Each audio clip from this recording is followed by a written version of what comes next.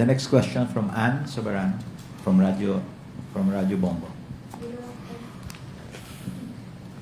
afternoon. Good afternoon, Mr. President. Mr. President, may we know po kung ano ang mga pangunahing napag-usapan ninyo with Emperor Naruhito at sa inyong naging pagpupulong po? And ano po naman ang naging mensahe ni Emperor kung meron po sa inyo at sa mga Pilipino?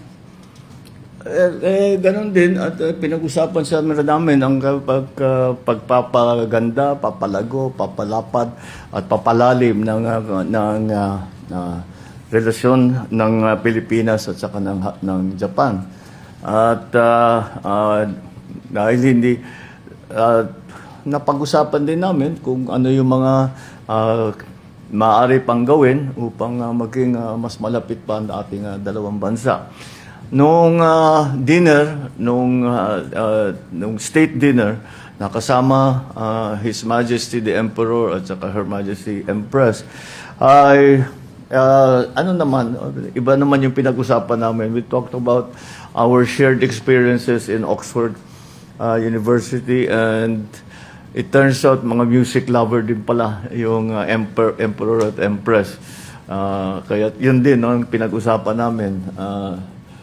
Dahil talagang pare-pareho ang mga pinagdaanan din namin, and it was a very shall we say warm conversation, and we were very flattered that although we of course the Japanese are very strict about formality and ritual.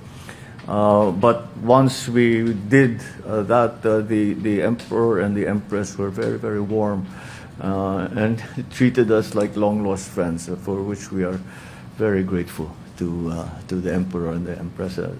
Their Majesties were as gracious and as hospitable as any other host that we have had.